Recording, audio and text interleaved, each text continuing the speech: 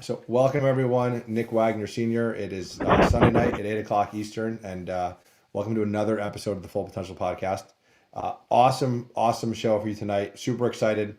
I know it is Valentine's Day, Allison, so thank you for making time on Valentine's Day. I told my wife, I was like, I really didn't plan this very well because I didn't even think that I scheduled a podcast on Valentine's Day, but it was nice of you to step away from any celebrations you may be having to spend 35 minutes Yeah. with me. So Alison Wall, welcome to the Full Potential Podcast, and I'm going to give you a minute to introduce yourself. But I always like to just share with my guests, why do I do this almost every Sunday night? And the reality is to hear from amazing individuals like yourself. So I believe that people can really get a lot out of hearing about other people's career journeys, and I know we're going to dive into your career journey tonight and find how you became a college professor, right? So, which is I think is going to be a lot of Yeah. fun. So thank you very much for making time. Yeah. Thank you for inviting me. I'm excited to do this. It's my first podcast. I know. I'm excited. I know. I think you're going to be awesome. So why don't we start, Allison? I always ask my guests the first question I usually dive into is when you meet someone, and we'll say pre-COVID, Allison, when we actually got to see people in person and not just through video like this. But when you meet someone and they'd ask you like, who is Alison Wall and what do you do? How do you answer that question? Usually what I say is of course, now I'm an associate professor of management, and I teach human resource management and human resource management related courses. And I'm also right now serving as what's called the Assurance of Learning Coordinator, which is basically just assessment and finding ways to show and demonstrate that as a school, we are actually doing what we claim we're doing. Okay. So it's Very kind cool. of a data research kind of thing. So you kind of have two jobs at this point. Yeah, pretty much. Got it. Okay. And we'll dive into what you're part of the business school at Southern Connecticut State University. So, and for those that are curious, I think most people know, Allison, that I live in Connecticut. So I do have, I would say, a good amount of guests from Connecticut because my network is the biggest in the state. But Southern Connecticut State University is one of our amazing state universities in our state university system here in Connecticut. So we'll get into what it means to be in the business school. We'll talk about human resources, but I always like to go back to the beginning, Allison, of your journey to kind of get a sense of how you ended up with not only an undergrad degree but also a master's degree and a doctorate, right? So clearly you're someone who likes learning. So back when you were a little Allison, way back in elementary school, was your dream always to be a teacher, or did you have another career goal at that point in life? Actually, no, it never even occurred to me that I would end up being a professor. I actually wanted to be a celebrity chef. That was my goal. Has any of that dream come true, being a celebrity chef, or no? I do still cook a lot. Okay. I invite friends over and I cook for them. But yeah, the whole celebrity chef thing, I obviously went a very different direction. I mean, you're still young, so there still is time. So let's not Right. get rid of that dream completely. But Yeah, I can always pivot. exactly, you can always pivot. But it is interesting because I think a lot of educators that I've met, my wife is an educator, had family members that were educators, and that's how they knew they wanted to be educators. I think that's a very common thing in that profession. So, did you have family members that were educators growing up, or grandparents? Actually, my grandmother was an English teacher. My mother was a librarian, and at one point she was a school librarian. My dad was actually a business professor and is now a retired dean. So even though it wasn't the pathway that I intended on starting out, it was something that I knew was available and an option. And, he did push me a little bit towards business as an undergrad because I wasn't really sure as to, well, okay, if I'm not going to culinary school, what do I major in? And he's like, major in business. It's a good general program. That's what it'll do. There might be good opportunities with that degree. That makes sense. Yeah. So, and I want to pause you for a second because you mentioned you decided not to go to culinary school. Did you have any fun jobs in high school that were culinary related before you made that decision? I had done a role as a junior explorer, so it's something through Boy Scouts, actually, but obviously they allow girls in at the time for the Explorer program, and so it let you explore certain careers. And honestly, it was really more my parents pushing and saying, you know, if you want to go to culinary school, fine, but get your undergraduate degree first, because it's a really hard career path to be successful in. So at least, you know, you'll have your BA to fall back on.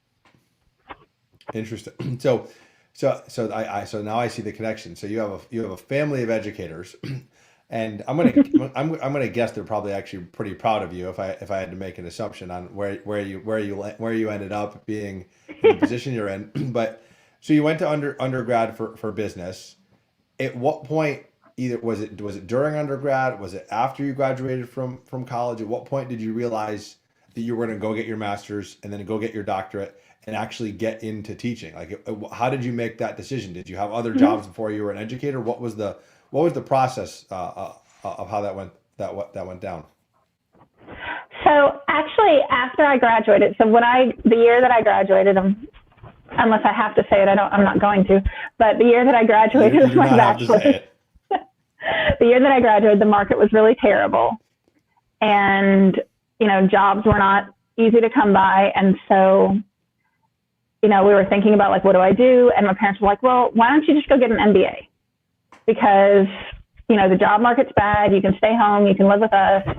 Just, you know, go to grad school and live with us. So right after my undergrad, because I was a business undergrad, I was able to go on a 1-year MBA program. So I did that.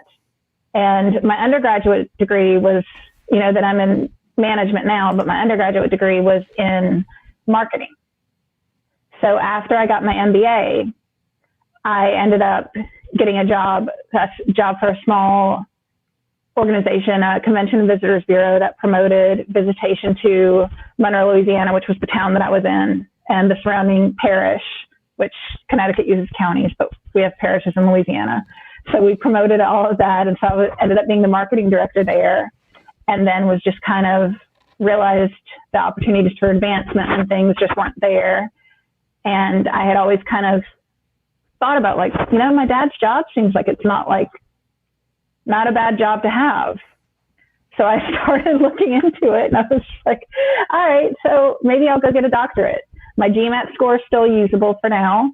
So like, let's explore this option. And it worked out. Now, I want to ask a couple questions. We have a lot of early career individuals that listen to the podcast, and I want to pause for a second and discuss your decision on. So you had this first job, which was great, right? You were employed. You were doing this marketing work, but you realized it wasn't your passion, right? And you realized it wasn't a lot of opportunities for advancement. What was it like to leave that job voluntarily to go pursue your doctorate? Because I asked that because I think a lot of people, Alison, they dread obviously like that really scary thing, like, which a lot of people are experiencing right now, of being let go of a job, right? Like, that's a terrifying experience. You get laid off or you get fired because there's not enough work, whatever the case may be. But you voluntarily left to go get your doctorate. Were you nervous? Were you excited? Like, what was that like? Because I think that's a lot different from what a lot of people are experiencing now. Yeah, it was a really strange situation, because one of the things was I had applied to the doctoral program, and I told my boss that I was doing it. And I said, you know, I had that difficult conversation with her that was, you know, obviously not something that she wanted to have happen, but I was like, you know, if I get into this doctoral program, I'm going to be leaving. And so they had a few number of months. And because we were such a small business at the time, you know, the conversation I had to have with her was a little difficult, and they were upset, and they were asking, is there ways, you know, can we do something to keep you here, and those kind of things. But it was really just, you know, I had known, and I'd always been kind of geared towards teaching, even though I didn't really, it didn't register in my mind that that's what I was doing. But I loved babysitting. I loved doing all that kind of stuff. And I would always like come up with little educational things for the kids to do, and it just didn't compute that that's what I was actually doing. And when I started training some interns and things and seeing certain things happening in the business, I started getting really interested in how businesses are run and how they function. And so it just was something that I realized that, okay, so if the doctoral program wants me, then I'll go ahead and go do this, and I'll take this risk and this leap and see what happens. Yeah, and I asked that because it's getting a doctorate. I'm assuming it took you a few years to do that. It's not a small undertaking, and a lot of times, obviously, you have to leave your full-time job to do it, which means you're not going to be making the money that you would have been making if you were working. So I appreciate you sharing that, because I think that's like and you did it when you were younger, right? When you didn't have a lot of responsibility, which is what I think Right. what a lot of people do. I don't think I could do that right now. Just like leave my job to go get a doctorate with my family. But I think, to your point, it made sense for you at the time. So you obviously got into the program. So you got in to get your doctorate. Did you know going in what you were going to specialize in when you got your doctorate, like what your research was going to be and what you wanted to do afterwards, or was that a learning process along the way? Well, so generally I did pick and I did choose. So like typically, especially with the program that I was in, I got a Doctor of Business Administration. And so you have to choose a field of business to get that in as your major field. So just like in undergraduate, you choose a major. So I had to choose a major. And so I did know that. I didn't know specifically like what kind of things I wanted to research. I knew that one of the things I was interested in was like I had watched that company function, and I had seen, especially the role that I was in, they had a really hard time keeping people in that role for longer than 2 to 3 years. And so I started like wondering like, well, why? Because, you've had 3 people leave this job after 2 to 3 years, and now I'm about to do the exact same thing. So like, what is it about this job that makes people do that? Like what? And of course it was an entry level job. So of course you get a little experience and, you either move up or move on. And so I was kind of interested in that aspect. And so that's how I ended up choosing management. And then I ended up getting a minor in marketing in my doctorate. So that was I was debating whether to do management or marketing. And I just decided that management was the right one. And I can do both. So one's primary, one's secondary, and which one? And it just worked out that management was the primary. So I want to ask you about the idea of getting a doctorate, because as you know, most people in the United States do not have doctorates. Most people in the United States do not have master's degrees. So when you get, and again, for those listening that might be thinking about like, hey, maybe I want to get a doctorate one day. Of course you have to take classes, but I think the big difference, and I want you to share a little bit about this and what you did, is the research piece of it, right? So explain the research piece of the doctorate and why that is such a critical piece to what you're doing, and what did you pick? Okay. So my journey with my dissertation was a little bit interesting, because when I first started on my dissertation journey, and I'll call it that because it took several years, so it was a journey, but I started out looking at like people who are offered training and who subsequently turn over, and like looking at some of the aspects. And I just had a really hard time because I kept coming up with all of these different options and proposals and things, and it was just so big. And we didn't really have anybody who had the expertise.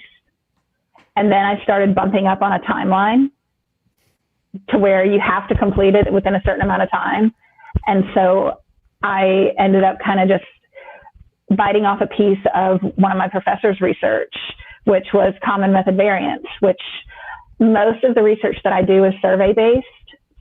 And so she was looking at things that bias surveys and things that may make the surveys either unusable or questionable. And so I took a chunk of that and came up with an experimental design where we started looking and saying, okay, so these are the things you guys are saying are going to fix these survey issues. Let's try them out and see if they actually work. Do they actually fix the survey issues? And so it's one of those areas that we still haven't decided what we think. In the research, you can find just about as many that say, oh, it's not a big issue. It's not a big issue. It doesn't bias results, versus other ones that are like, oh, yes, it's the worst thing that can ever happen. You have to have multi-methods. You have to have multi-raters. You have to have, so I took on that aspect of it, and I'm still working on it. We actually, with those professors, I have things under review right now. So we're hoping that we can get something published with it. But yeah, it's a long process. Probably there are a lot of people that start a doctoral program and never finish because they just stay what's called ABD, which is all but dissertation, because they just can't get that last piece done. Oh, I didn't even realize that. That's interesting. So that research piece is really, it's like the capstone of everything with the doctoral program, which is the ultimate goal to be published? Is that really like the ultimate goal with the research? I mean, kind of one of the things they say is the best dissertation is a done dissertation, but it's even better if you can actually get it published at some point. Right. So as you were going through this, you obviously went into this knowing you wanted to be a professor when you were done with the program. Do you figure out while you're getting your doctorate what you want to focus on from being a professor? Because obviously management is pretty broad, right? Marketing for your minor was pretty broad. Like, how do you actually figure out, like, I'm going to be a professor in X or Y? You start like while you're doing your coursework, while you're doing your doctoral coursework, what your dissertation is based on, what your research area interest is. When I finished, I was OBHR, so that's organizational behavior, human resource, and so I was kind of equally both. And then when I came to Southern, they had a need for somebody to focus in HR. And so it kind of just, because of the coursework and the things, it kind of just skewed me in that aspect. And the more I got into it, the more interested I got. So that's what really kind of pushed me towards the human resource aspect. A little away from the OB was just, there was the need there, and I had the skill set and the interest. So, and I appreciate you sharing that, because I think a lot of people don't know what you just explained, right? Because I think a lot of people, again, it's kind of like, they know there's a lot of people that have doctorates, but they don't really know the process it takes to go through it. So congrats to you on making that happen. Now I want to talk about what it's actually like to be a college professor, because many people that are listening to the show have gone to college, and they see their college professors for maybe like a couple hours a week in class, and that's it. But there's a lot more to being a college professor. So I'd love for you to share with the audience. So and you've been on like a journey from looking at your LinkedIn, right? You started as a visiting professor part-time, and you've moved up in in these different, I would say, roles of a professor. So share with our audience, what do you do? Like, what is the life of a professor like? I mean, is it like you teach 5 classes or 7 classes, or only a couple and do research? I'd love for you to share with my audience what that's like. Yeah, so it's one of those things that being a professor it's a very different journey for everybody. So, yes, there's the more traditional route where you're going to be a professor, you go straight through. There's other people who work in industry for 20, 30 years and then retire and enter academics. My personal journey, when I was all but dissertation, when I was just working on that piece, obviously I needed an income. So I started working as a visiting professor, which is essentially visiting professor adjunct. So I was just basically a part-time contract hire. And so I was doing that, and I was kind of piecemealing together enough of those positions to make a sufficient salary. And then at Southern, I typically teach 3 classes per semester, and then I have 3 credit hours of reassigned time to work on research and other things. But it's funny because that's one of the things that I didn't really fully understand going into academics. I thought, oh yeah, you just show up, you teach your classes, and you get your summers off. That's like awesome. Like, who wouldn't want to do that? But yeah, there is a lot more to it. There's all kinds of service. I think I told you this week. I've been going through trainings to improve certain skill sets and to improve assurance of learning processes. I've been on a search committee where I'm trying to find another faculty member, a new faculty member. So there's all these other things and working parts that with academics, depending on what school you're at and what program you're in, there are so many different opportunities for you to really kind of flesh out your job how you want to. Because universities do a lot of what they call shared governance, which means like the faculty have the buy-in to the process that the decision makers are doing. And so you can kind of be as involved or not involved in that as you want. So it's a really interesting career because you have so much flexibility, but that can, of course, also be a negative thing to have that much flexibility. Yeah, it'll probably a little overwhelming for people at times. Yeah, especially, with COVID and everything going on right now, professors by and large, it was not as difficult for some of us to pivot because we're so used to the flexibility and the agility and trying to have to be ready to respond to this change or that change. Interesting. So you teach 3 classes per semester and do research. So can you share with us what your research is focused on? Yeah. So right now, of course, I said I had a paper under review that's on common method variance, which is the survey bias. I've also been publishing on the use of personality tests in hiring processes with another professor that I work with, and talking about like some of the legality aspects of it. And of course, it's 2 law professors that I'm working with on it. So, we're talking about, if you're using these personality tests, what could be the problems with it? What could be the benefits? We also did a paper where we studied employee assistance programs and why or why not people may or may not utilize them, and trying to get some of the information about that. And really, like, that's how I prefer to approach my research. I like to work with other people because 1, it, reduces the workload, and 2, you get that different perspective that maybe as just a purely OBHR person, I might not have when thinking about personality tests.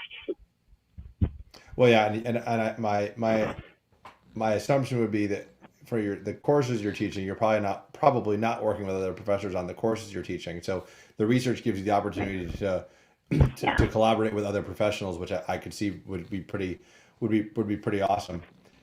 So that's really interesting. The research that you're focused on. Now, I have a question because I got to ask, because obviously COVID is something that we're all living through. How has that affected higher education? And I asked that because I went to school. I graduated from the University of Connecticut in 2003. There was no online classes when I was at UConn. Right? Everything was in person. I remember even signing up for classes like over the phone when I first got to UConn in 1999. So we didn't do virtual classes then. We now have the opportunity to do virtual classes. So how has COVID changed the way that we're teaching college during the pandemic? Well, obviously all of the classes are online now. We do have some. Some people have had to try to pivot into doing hybrid courses, especially those that are like more hands-on labs like chemistry and things like that, or biology, where they're really having to. So that's been a lot more difficult for them. With business programs, because we don't have a lot of, there's hands-on as far as you're interacting, you're learning and developing certain communication skills and certain strategies. But it's our enrollments are suffering. They were already suffering just because general demographics for college-age students are declining. But the enrollments, especially with COVID and everything going online, people are like, well, what's the benefit? Why don't I just put it off a year? And I've noticed that students seem to be struggling more, that, even the same online course, because I've been teaching online courses since like 2010, I think was my first online course. So I've been teaching them, but now I'm seeing several students who have never taken online before are starting to struggle because they don't understand the shift. They don't understand how it is. And a lot of the online learning is kind of more self-directed. And that's just a skill that a lot of, especially 18, 19, 20-year-olds just really haven't developed, that self-driven motivation that gets them the ability to kind of drill down into those courses. Yeah, so that's been... I can't imagine, because I feel, to your point, a big part of college is obviously the college experience and going to campus and going to class, and meeting people, right? Professors, and meeting mentors, and meeting other faculty, and meeting other students. Yeah. And especially in the business school, I went to the business school at UConn. I can't tell you, Alison, how many group projects that we had as far, in the business school. And I can tell you, I've always found it easier to collaborate on work like that in person than trying to do it, over the phone or through video like this. So yeah, I can definitely, I feel for the students, because it hasn't been, I don't think it's been easy for a lot of students, to your point. And hopefully as we all get vaccinated, things becoming a little bit normal again, right? And people get back in the classroom, because I'm sure they missed that. And look, I mean, I'll be honest, I still would rather learn in person than learn virtually. That's just, for me, it's just, it's easier for me. I'm very distracted learning virtually. So I understand how some of your students might not like that. I want to ask about, as a professor, you went from Louisiana all the way to Connecticut, right? So I asked this question because I just find it interesting. Is finding an open role as a professor, is it difficult? Is it easy? And we're talking pre-COVID. Is one of those things where you have to go where the opportunities are, or how does that typically work? One of the things that you have to accept when you pursue a role as a professor is that you may have to go to where the job is. Typically, you are able, and it varies considerably by what your field is and like what you're studying. So for business professors, it's, the market's been okay. I had multiple interviews. I had kind of been looking to leave Louisiana. There have been opportunities where I could have gone back, and I chose not to. But there's usually, you can isolate it by region. And if you really want a job within a certain region or within a certain state, you can usually find it. But then, obviously there's a cost benefit with that. You have to look and say, okay, so how much is it worth for me to stay nearby versus picking up and moving across country for an opportunity? Yeah, no, I think that makes sense. I think it's just one of those. It's I asked that because I find that, and again, I'm dating myself, but going back to when I was in college, we had professors that were from really all over the world. At UConn. So I asked that because I think that's a common thing that a lot of students experience, that they'll meet professors that have literally gone to school at so many different places and worked at so many different places. And I actually think, and I don't know if you'll agree, I think that's actually a positive for students, because they get a real diversity of thought by interacting with people that have been and worked and lived so many places. Yeah, I agree with that. I mean, I think that there's an opportunity that they get by having those different experiences in different locations. And I know when I first started exploring this option as a career, I talked to my dad, of course, because he was a professor, and he said, it's really good if you can get your degree from multiple institutions. That's something that they like to see. So, I started at Ole Miss, then I went to ULM, then I went to University of Louisiana Monroe, then I went to Louisiana Tech. So I had these different experiences, and with that, that's 3 different levels of universities. So at Ole Miss, I had a lot of graduate assistants because it was a doctoral granting institution. So they're training people on how to teach and how to do things. So I interacted with a lot of them when I was getting my MBA. You know, it was a teaching institution. So it was really more focused on, and I got to see the different structures. And then through my work life at the multiple universities I've been at, I've gotten to see the different approaches to teaching and interacting with the different types of students that choose those particular universities. So I think it's been really valuable. I know that the way that I approached teaching back in my first class in 2009 versus the way that I approach teaching now has evolved. Oh, I'm sure. Yeah. I have different expectations and interactions. So I think it's incredibly beneficial to have that diversity. But I think what you just said, I think it's a great point, Alison. I think no matter what career you're in, if people look back to when they started to where they are today, they'll have changed, quite a bit as far as how they approach things or how they do it. So thank you so much for making time and joining me on the show.